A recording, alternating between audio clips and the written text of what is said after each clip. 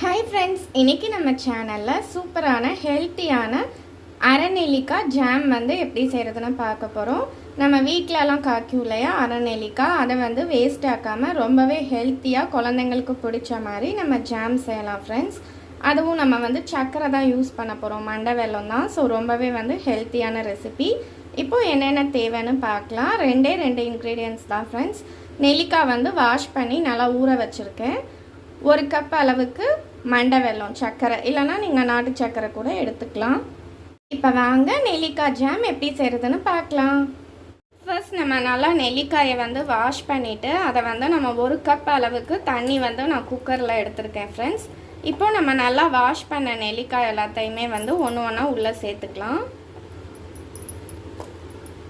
இந்த மாதிரி வாஷ் பண்ண அரை நெல்லிக்காய் எல்லாத்தையுமே ஒரு குக்கரில் சேர்த்துக்கோங்க ஃப்ரெண்ட்ஸ். இப்போது லிட்டு க்ளோஸ் பண்ணி இதை ஒரு 3 விசில் குக் பண்ணி எடுத்துடலாம். இப்போது நெல்லிக்காய் குக் ஆகிற டைமுக்குள்ளே நம்ம சர்க்கரை பாகு ரெடி பண்ணிடலாம் ஃப்ரெண்ட்ஸ். இதுக்கு நம்ம எடுத்து வச்சுருக்கிற வெல்லத்தை ஒரு பேனில் சேர்த்துக்கோங்க.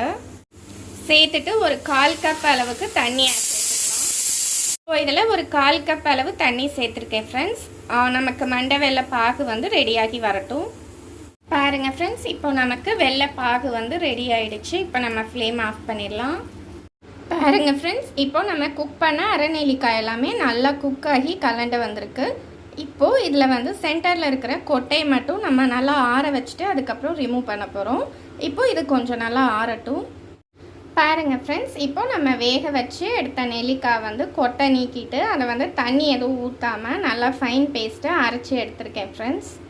இப்போ நம்ம ரெடி பண்ணி வச்சுருக்கிற சர்க்கரை பாகுக்குள்ளே நம்ம அரைச்சி வச்ச நெல்லிக்காய் பியூரியை கொஞ்சம் கொஞ்சமாக ஆட் பண்ணிக்கலாம் ஃப்ரெண்ட்ஸ்.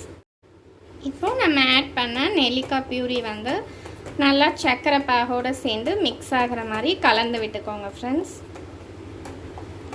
இப்போது இதை நல்லா ஒரு 5 மினிட்ஸ் கொதிக்கட்டும். கொதிச்ச அப்புறமா இதை நல்லா ஜாம் பதத்துக்கு கட்டி ஆகிற வரை அப்பப்போ கிளறி விட்டுக்கோங்க ஃப்ரெண்ட்ஸ்.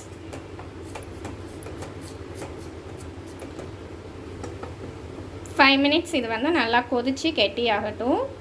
இதில் ஒரு 1/2 டேபிள் ஸ்பூன் அளவுக்கு ஏலக்காய் தூள் ஃப்ளேவருக்கு நீங்கள் ஆட் பண்ணோன்னா ஆட் பண்ணிக்கலாம். இது ஆப்ஷனல் தான். பாருங்கள் ஃப்ரெண்ட்ஸ், இப்போது ஜாம் நல்லா கொதித்து கெட்டியாகிட்டே வருது. இன்னும் ஒரு 5 மினிட்ஸில் ஜாம் ரெடி ஆகிடும். டைமில் ஃப்ளேமை சிம்மில் வச்சுக்கோங்க ஃப்ரெண்ட்ஸ். இல்லைன்னா உங்களுக்கு வெளியில் அதிகமாக பட்டுன்னு தெரிக்கும். சிம்மில் வச்சுக்கோங்க. மொத்தமே 30 மினிட்ஸில் நீங்கள் சூப்பரான இந்த நெல்லிக்காய் ஜாம் ரெடி பண்ணிடலாம்.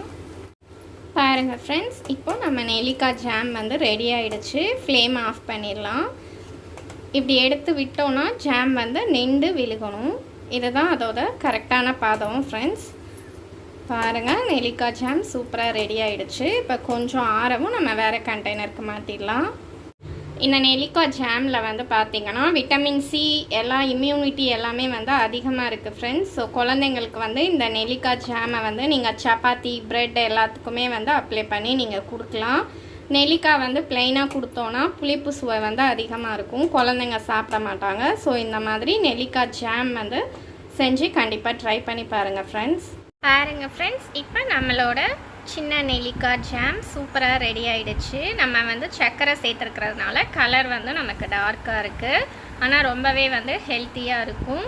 நீங்களும் கண்டிப்பாக இந்த சின்ன நெல்லிக்காய் ஜாம் ட்ரை பண்ணி பாருங்கள் ஃப்ரெண்ட்ஸ். பெரிய நெல்லிக்காய் வச்சும் இதே மெத்தடில் தான் ஜாம் செய்யலாம். அதுவும் கூட நீங்கள் ட்ரை பண்ணி பாருங்கள்.